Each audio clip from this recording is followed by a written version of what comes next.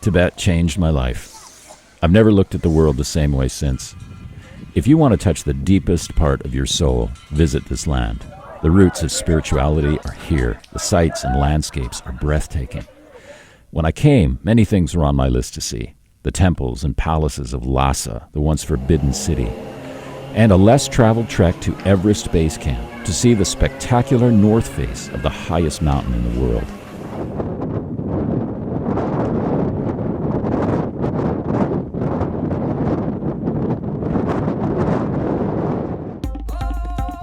We left Lhasa to travel to Old Tingri in southern Tibet, where we would start the trek.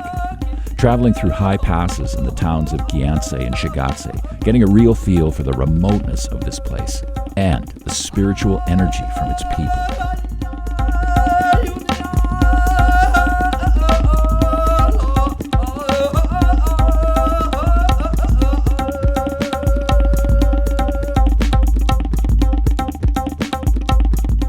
The trek takes an average of 4 days from Old Tingri to Everest Base Camp.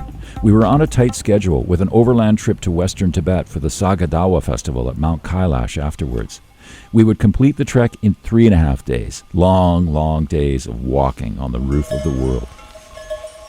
This is not like a trek to Everest Base Camp in the Khumbu Valley of Nepal.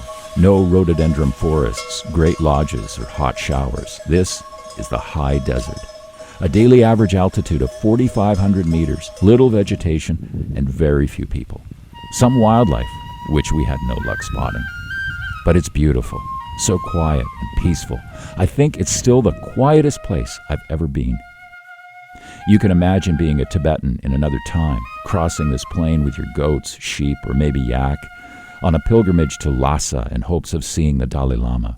Maybe running into a sheep herder or nomad camp like we did.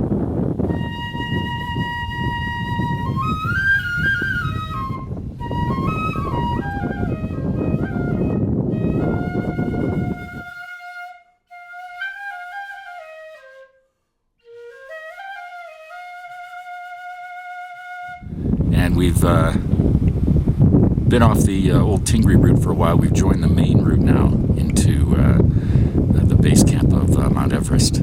The road, not paved at the time of filming, continues right to base camp. You'll see a motorcycle, supply truck, or tour bus pass you by every so often. Sometimes a Chinese army jeep. After 3 days, the first sighting of Everest. British explorer George Mallory attempted to reach the top in 1924. His body still remains near there at 8,200 meters. His climbing partner, Sandy Irvin, was never found. We're getting closer to our base.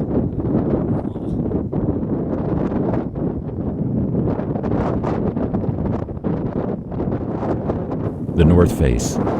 It's the grandest view of Everest, and the last time I would see it.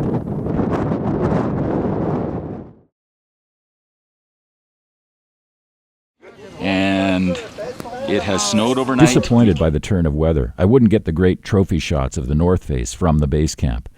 But you know, I was still happy I was there. I was walking towards the highest mountain in the world in the snow. Okay, so we're getting close to Everest Base Camp. We've been trekking for close to 2 hours. And if it was clear, that would be the North Face right there. But it's not, but that's the way it goes. It's been a great experience so far. And we're trekking in the snow in the Himalayas. We're still in peak season for climbing here. Everest Base Camp, Tibet, China. Originally established by the British for their expeditions in the 1920s, including Mallory's last one. This is the non-climbers portion of the camp. Beyond the hill you see is reserved for Everest climbers with special permits. Despite the snow, this was an amazing adventure. Maybe because of the snow, I have even a richer experience. My favorite George Mallory quote about Mount Everest is so appropriate to any dream of adventure and travel.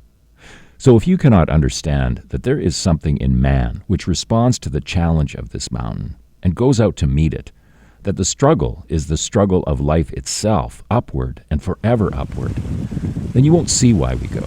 What we get from this adventure is just sheer joy, and joy is, after all, the end of life. We do not live to eat and make money. We eat and make money to be able to enjoy life. That is what life means and what life is for. For FarEastAdventureTravel.com, this is John Sabot from Everest Base Camp, Tibet.